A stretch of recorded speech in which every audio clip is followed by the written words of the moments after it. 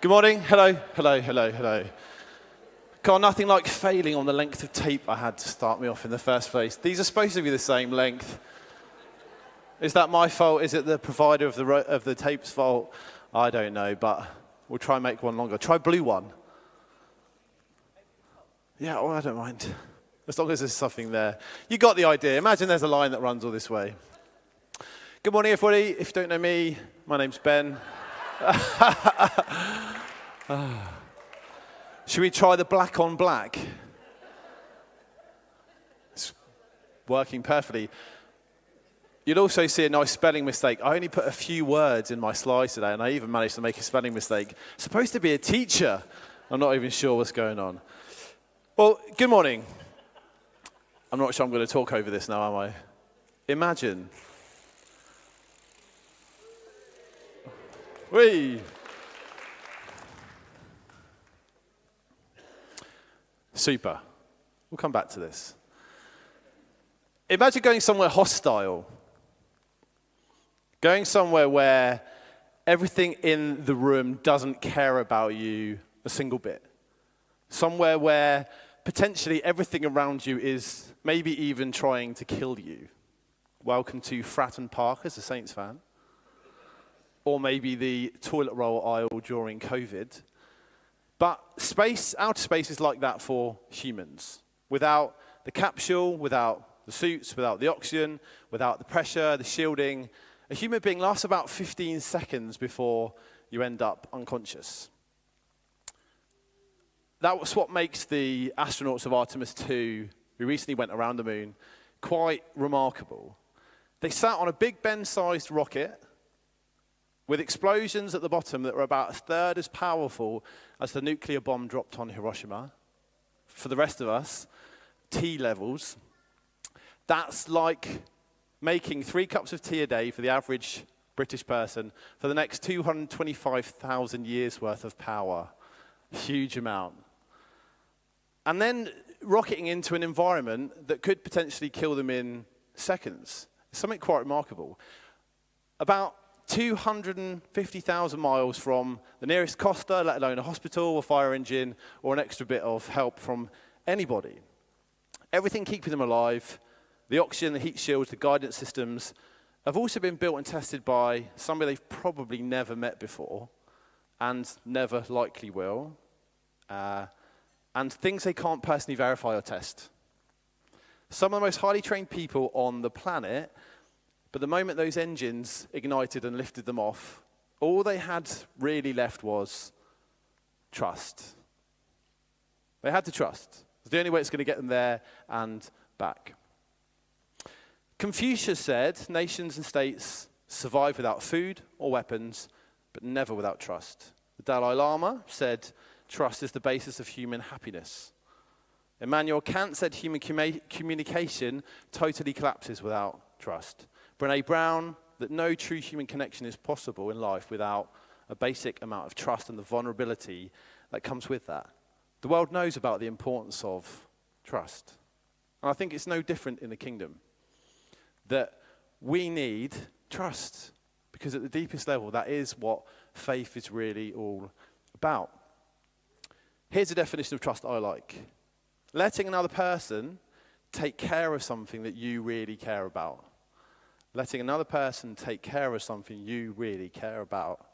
An accepted vulnerability, a release of control, you giving somebody else power to actually let you down, but believing that they won't. Believing they are going to do what they say, and it's actually going to do you a whole load of good. That the chair you sit on is going to hold, that the bridge isn't going to crumble, that the weather forecast is actually giving you accurate daily advice of what you're going to wear. Okay, maybe not the last one, but you catch my drift. Trust. I talked to Thea recently about a word I felt I had, and this is where the invitation this morning came to speak. But I think there's 3 stories I want to look at today that involve a degree of trust that I think will resonate with your stories this morning. A little bit like the astronauts who rocketed off hoping that in 10 days' time they were going to be reunited with their families and actually have changed the world. There are things that God calls us to where we need to step outside of our comfort zones into a place that's not just about how we feel, because faith is not a feeling, otherwise it's only hostage to our circumstances. The good, we feel great. If it's then bad, where's the faith gone at that point? Faith is a decision that we make, an act of the will to decide who's actually God, who is the most trustworthy in these circumstances. And then it's that costly, daily, and sometimes bewildering choice to sort of build our lives around that decision and how that works out every single day. This morning, we've got 3 stories, 3 different circumstances, 3 moments where the world pointed one way and God pointed another, and 3 points where faith was all they had left to follow what was being asked. We're going to do Moses and the Israelites in the wilderness, told to rely on God for their daily food, no hoarding, no storing up for the future, no solving Tuesday on Monday. We're going to look at Abraham, told to sacrifice the thing that he loved the most and that he'd even been given by God, willing to let go on something so important. And we're going to talk about Noah, a guy who got asked to build a boat for a storm that he'd never experienced in a place where they probably never had any rain, a thing that made absolutely no sense. I think this morning one of those stories is going to connect for everybody. For some, that will be really specific because you feel God's spoken to you about something in the way of Moses, Noah, or Abraham, or because you actually aspire to that sort of faith and you're sitting here this morning thinking, I would most like to be like that person in my life and in the way I live with God. So listen out for which one resonates, okay? So we're going to start with a crowd of people, an empty desert, and a miraculous early morning routine. Neil, if you hit the first, Noel, the next slide, please.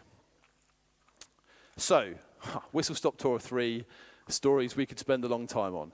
6 weeks. That's how long it took for the food to run out when the children of Israel had been in the desert. 6 weeks is long enough for the high of being set free from the slaves in Egypt, and for that to have completely gone. Long enough for your sandals to wear through, long enough for them to do the maths and to work out really that the maths are really not very good. Hundreds of thousands of people in a desert, no agriculture, no infrastructure and systems to rely upon. They really do not have anything. By every human calculation, these people, they're going to starve. And into that circumstance, God speaks the word, I will rain down bread from heaven for you. The next morning, when the dew list, there it was, this white, flake-like, honey-tasting thing that when the people apparently came out of their tents, in Hebrew they said, manhu, what is it? And the name manna comes from this idea. They ate what is it for the next 40 years every single day. But what came with that was also some instructions. And the instructions were 1 omer, which is about 2 liters. Enough just for the day, not for the week, not for next month, not to get ahead and build a reserve, enough for today. And you've got to get there quick because there's a window. As soon as the sun comes up, the stuff is only going to melt. Every instinct of the Israelites surely was, we need to take as much as given where we are, we need as much as we need. Surely that is what they're going to be asking for. And some of them did. Well, they tried to, and they took more and more. Sensible, forward-thinking people, planning ahead, took more and more for what they needed. However, the next morning, maggots, rotting. The thing didn't last.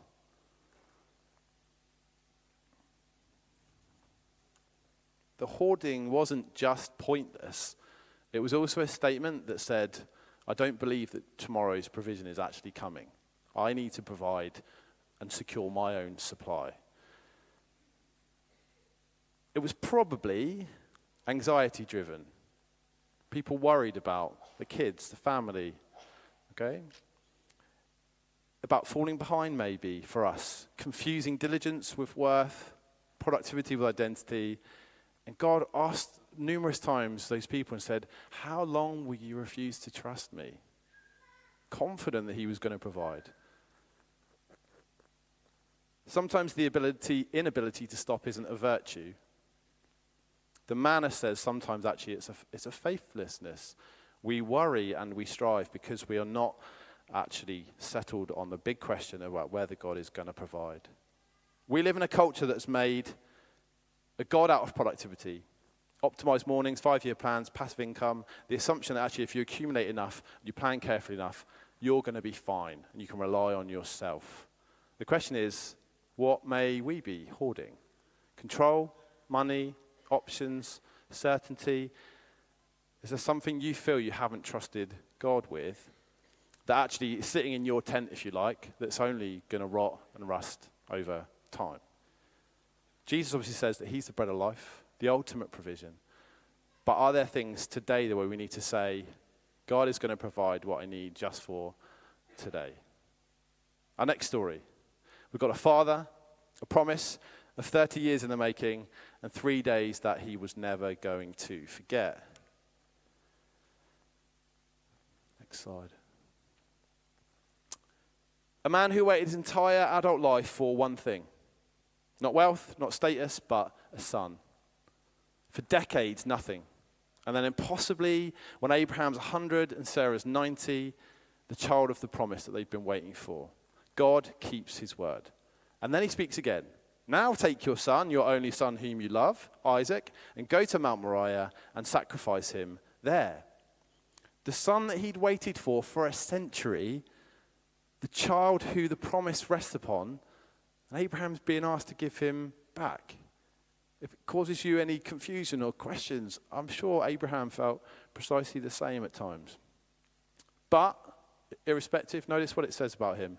The next phrase is say, early the next morning, Abraham got up, he loaded his donkey, seemingly no argument, seemingly no negotiation. Internally, what he was going through, I would be interested to know, but he started moving.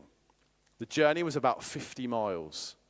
On foot, through the rocky Judean hill country, 3 days walk. Before he left, Abraham would have cut the wood, prepared what he needed, knowing exactly what he was going there for, knowing nothing, though, about exactly how this was going to precisely work out. It says, Abraham takes the wood and he places it on his son, Isaac, in his own hands. And then it says as they walk, Isaac says, Father, where's the lamb? I would love to be a fly on the wall of this conversation, to understand quite how this worked, and how long the gap was before Abraham finally answered. But in his sort of not answering the question type way, he said, God will provide my son. Whether those words came out quickly, barely at all, steadily, I don't know. But it does say the two of them went on together. They reach the place, he builds the altar, he arranges the wood, binds Isaac, reaches out, takes the knife. It seems like the Hebrew goes slowly, frame by frame, to sort of show the deliberate actions on Abraham's part. He's thinking this through. But it says, according to Hebrews 11, it says, Abraham reasoned that God could even raise the dead. There was something of faith in this bizarre and bewildering circumstance where Abraham's faith saw beyond the possibility of what was happening to some other answer that surely had to be part of this because of God's promise. Abraham couldn't resolve the impossibility, but he carried on walking through it, trusting that God was more committed to his promise than even Abraham was capable of understanding. The world tells us that we should protect what matters to us at all costs. Often that's wise, but there is a version of that that becomes instinctively quite dangerous. We start with God at the center, and slowly that gift becomes the thing that our life gets organized around. The career, the relationship, the security, the vision of the future. God suddenly becomes the means by which we keep the thing rather than Lord over all of it. When the gift becomes more important than the giver, that gift does become our God. The angel calls out. Abraham stops. There's a ram in the thicket. God has provided as Abraham had believed, even though he wasn't sure how it would work out. In the end, after the journey, Abraham's faith was accredited to him. And we know God didn't ask of Abraham what he wasn't unwilling to do himself with Jesus. And so our final story. One man, an enormous pile of wood, and absolutely no rain in sight. Noah is a man doing well. Apparently, he's righteous, he's blameless. Seems like things are going really well for them. In a world where people had largely forgotten God, Noah and his family seem to be holding fast. And God speaks. Build a boat, a big one, for a storm, because a flood is coming. As a father of four, I've even looked in the boxes here to find it. The story of Noah is often seen as a kid story, isn't it? You know, you find it on picture books, you find it on the walls in nurseries. But I think we sometimes made light of possibly one of the most radical moments of faith that you could imagine. A bedtime story and a profound moment of faith. The ark is about 140 meters long.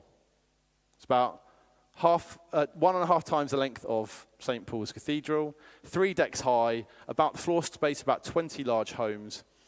And every tree was felled by Noah and his family by hand, and all of the tar and pitch placed on there themselves. Titanic was about twice the length, but had thousands of workers, industrial machinery, 3 years of construction.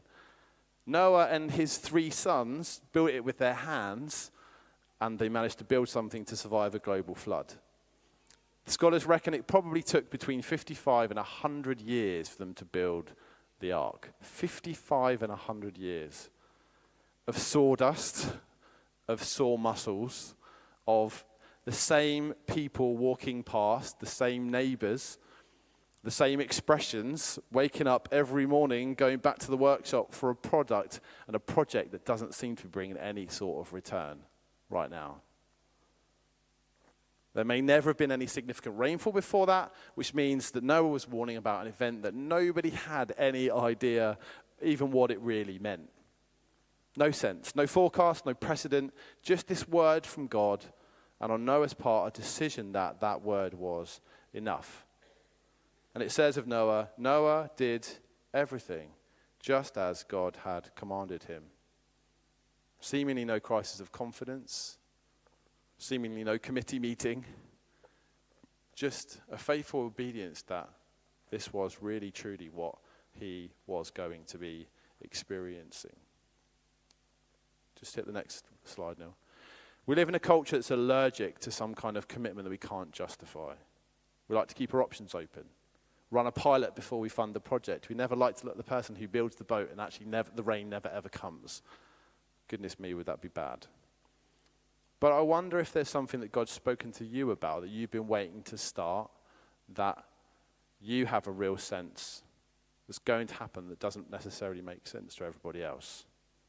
It says in Hebrews 11, by faith Noah, when he was warned about things not yet seen, in holy fear built an ark.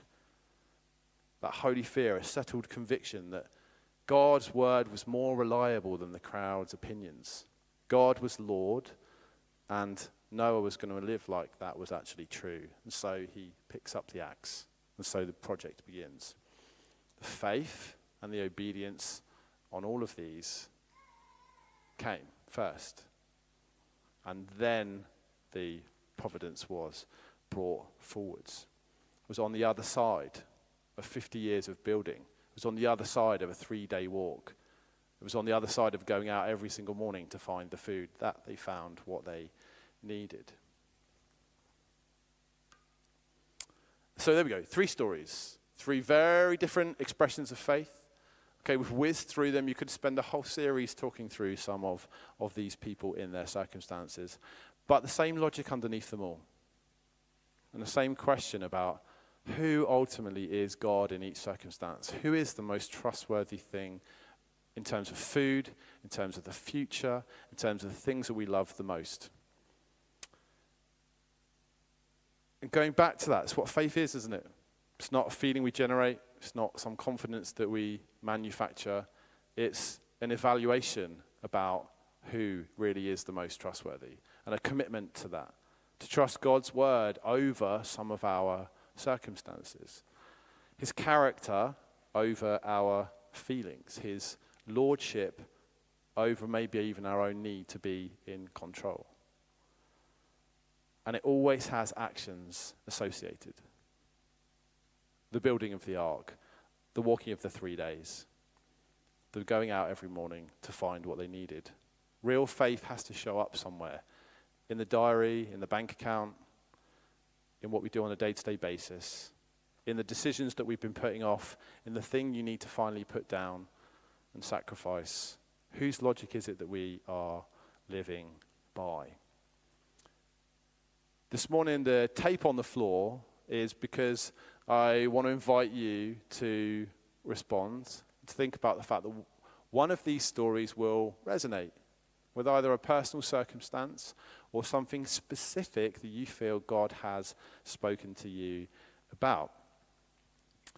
Or maybe it is that you admire the faith of one of these individuals and you think, man, I'd love to be more like Moses and the Israelites, letting go and letting God provide daily.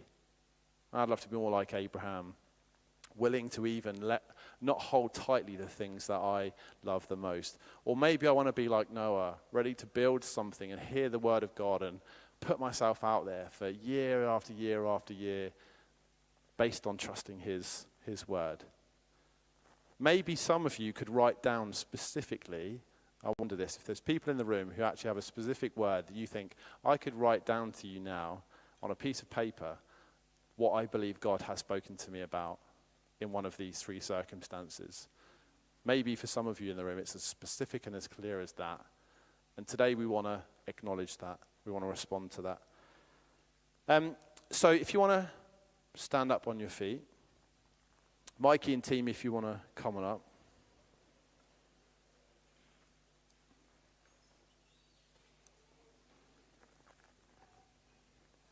Just close your eyes for a moment.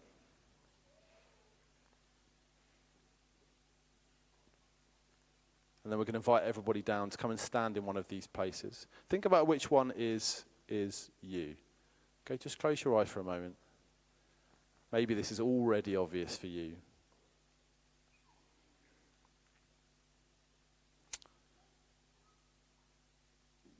But see what resonates from this. Noah's. Maybe you know God's spoken to you about something specific that you haven't started yet.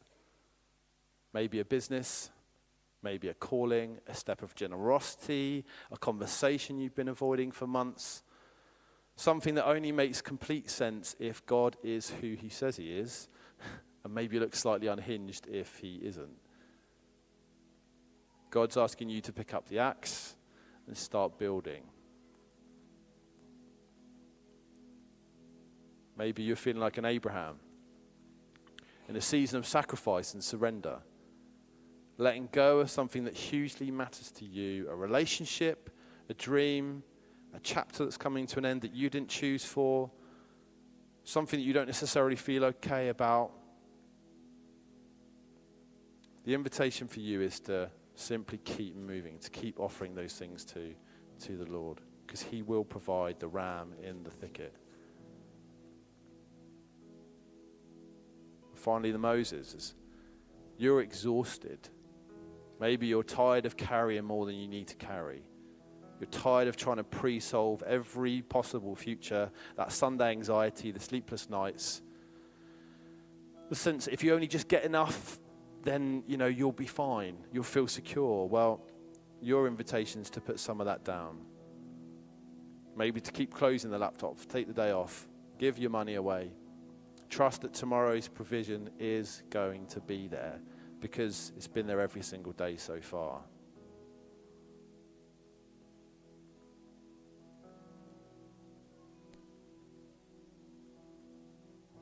The God who proved himself faithful to Noah, to Abraham, and to Moses is the same God who's asking us to put our trust in him exactly where we are right now.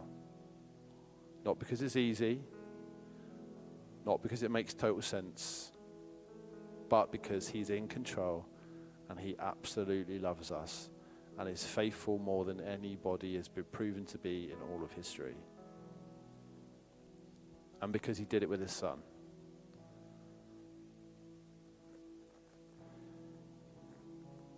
I'd like to invite you down.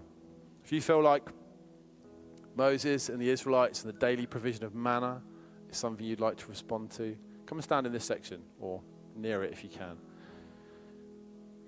If you are feeling like you're in an Abraham moment and there's this time of sacrifice and of laying down, and you admire Abraham's faith and you want to be more like Abraham, come and stand in this space. If you want to respond like a Noah, and you want to start building something that actually doesn't seem to make a great deal of sense yet, and step out with that sort of faith, and come and stand in this space here. Please all come down. Find a place of somebody who inspires you, or find a story that resonates the most with where you're at. Let's respond to God.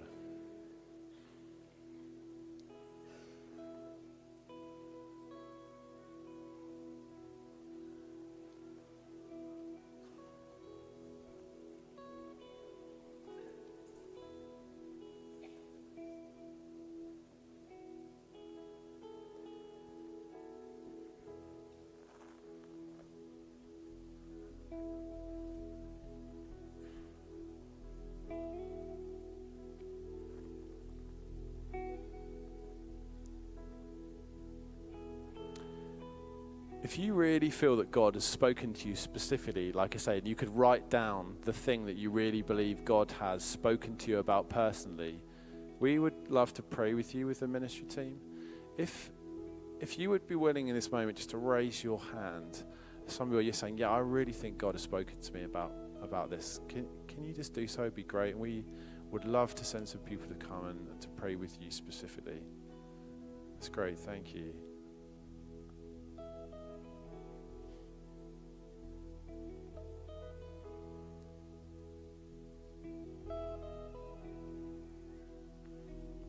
Everybody else, let's just pray.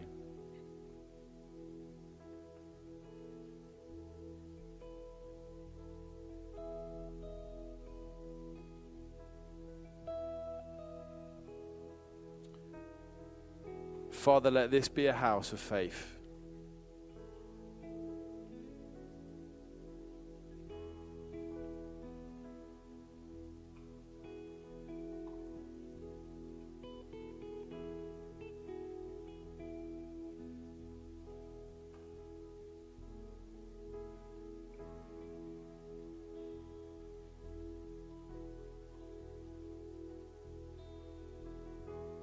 May we be a people of faith.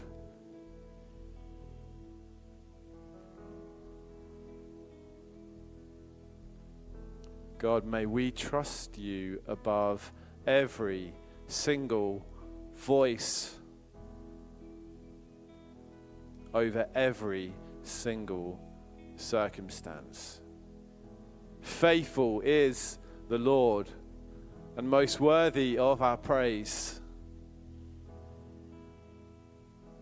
Secure, safe,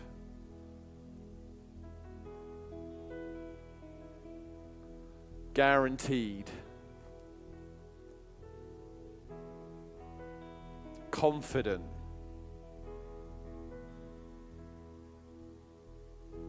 hope-filled, certain,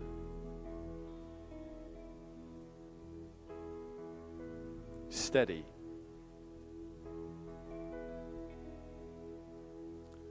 strong,